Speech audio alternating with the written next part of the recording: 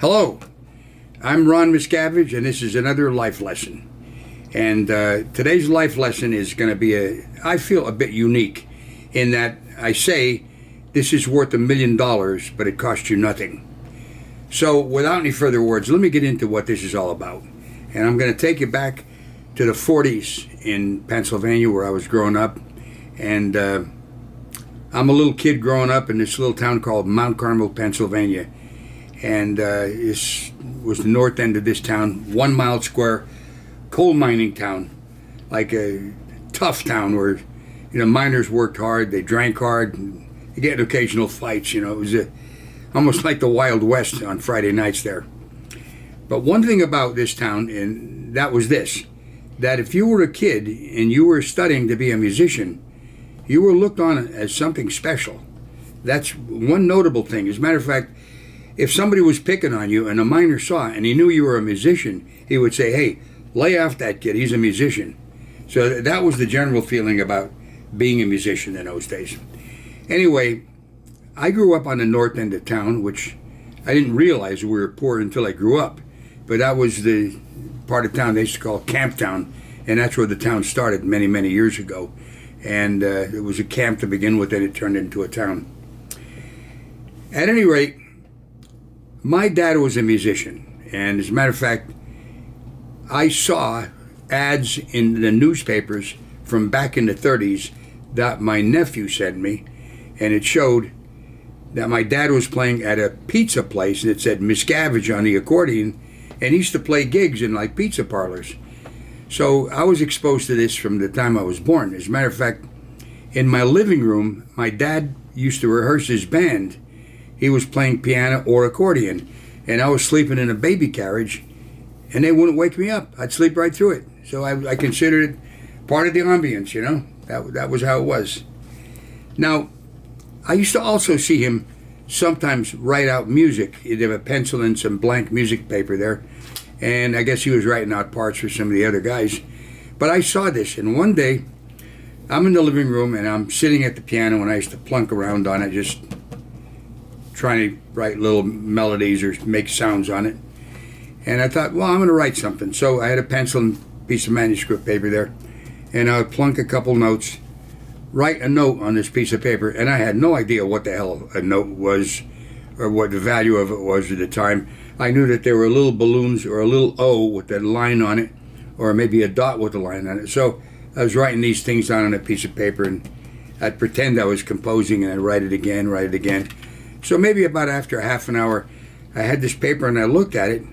So I went in the kitchen where my mother was, and I said, Mom, what did I write? She sang me a beautiful song. And I thought to myself, man, I know how to write music. Look, she could have said, this is a piece of shit, this is nothing, what is this? She didn't. She acknowledged my desire to be that thing, or to express myself in that manner, and acknowledged it. And to be honest with you, my whole life I've written melodies. You want to hear some of them I wrote for an album I did in the 70s in England? Go to my website, therealronmiscavige.com, and go where it says music. You can check out, look at the album. All the songs are there. You can sample them, or you can buy them if you want. These are all melodies that I wrote. And as a matter of fact, it's helped me in my improvisation. When I say improvisation, that's taking a song and kind of improvising on the melody itself. When you're improvising, you're actually writing quick, short melodies. And because of that, I've been a very excellent improviser. Or it's improviser. All right, there you go. Got it right. So now, that's my message to you today, because what is that worth? I say that's worth $1 million, and it didn't cost my mother anything to do that. And that actually gave me the confidence to think that I actually could write or compose melodies, and it turned out that I could. I'm not saying you're going to be a great composer, but you will definitely be able to exercise that ability if somebody were to acknowledge it in you. I'm going to give you another short example here. I have a cat. His name is Frank, and he's a lovable cat. We got him when he was 5 weeks old. He was the runt of the litter. Literally, you could fit him on the palm of your hand. He's black and he has white paws. Matter of fact, we had to, and I did this with my neighbor, put screens over the hot air vents so he wouldn't climb down the goddamn the heating vents, and he'd be stuck down there. So we put screens on this thing. But anyway, he's now 6 months old, and he's like a little rocket. I mean, he's strong. He's over 10 pounds. Like, really good-looking cat. Beautiful fur. He gets the best food on the market, and he gets love, and he gets acknowledged. Now, one point I want to make, and that is this. He used to crawl on the table, and I'd say, God damn it, Frank, get off the goddamn table. We don't crawl on the table. Why are you doing it? I didn't want to keep on yelling at him. He's a little animal. You know, what the hell is this? He didn't know any better. So here's what I figured I would do. I bought a chair that fits right at the end of the table here with a cushion on it. He can sit on it, and he's right at table height. And I got a crystal dish and a piece of china, and I feed him at the table. He jumps on the chair. He knows when the food is there. When he did it the first time, I kissed him on top of the head, and I said, thank you very much, Frank. He no longer walks on the table. By acknowledging the fact that that was a good deed in an animal, he sensed, this is the way I should be. Wow, I'm proud of myself. Whatever feelings he would have. I don't know if he wouldn't think it in words, but have that feeling within. Now, it goes a little bit further. And this, I think you're going to think I'm lying. This actually happens now. When he finishes eating, he started doing this maybe 2 weeks ago, and I've seen him do it repeatedly. He'll finish eating. There's a napkin there. He wipes his paws on the napkin. Unbelievable. And I thank him. I say, thank you. Good on you, buddy. Thanks for doing that. Just by acknowledging the right actions, I get more of that. Now look at this. What would it cost you to say to another person if you see them doing something good, hey man, that was pretty nice of you. Thanks a lot. I appreciate you doing stuff like that. It could be light as that. That person's going to feel great.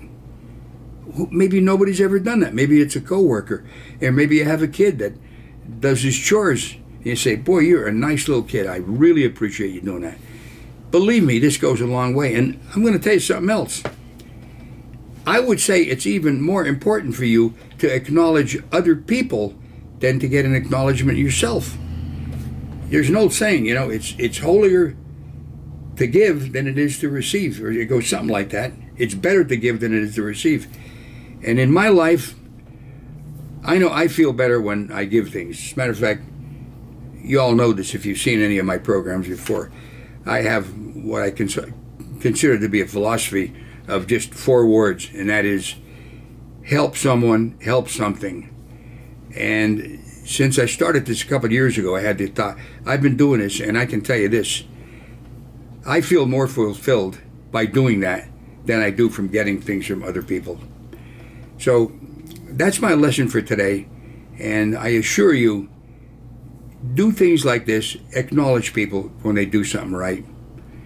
You're going to feel better, and they're going to feel better. And who knows, maybe they'll start doing it with others. Spread it out. We can have maybe some change in society or the way people think, and it's going to benefit everybody. And if you'd like to find out a little more about what I do, you can go to therealronmiscavige.com, and you'll see other things I've done, like I write books and I interview people on different subjects. Also have the album on there. And of course I have this, I don't know what to call it, whether it's a society or a philosophy or a guild. I'm trying to come up with the right word for it. But anyway, help someone, help something is what I'm promoting. And as a matter of fact, what I would like more than anything for you to do is to promote this channel to others. I'd love to get this up to 100,000, because these life lessons that I'm giving are things that you can apply and better your life. And if they're spread out with a lot of people, we are going to have a nice effect on society. And I would appreciate it if you do that. Share this. And then the other thing is, if you want to help with this, there's a thing called Patreon. And I think there's also PayPal on my site now. So if you want to contribute to any of this, ongoing of this, I'd appreciate it very much. So much for the commercials. But for right now, I appreciate you watching, and I wish you the best. I wish you success. And until the next time, I'm Ron Miscavige, and this is your life lessons for today. I will see you on the next life lesson. Goodbye for now.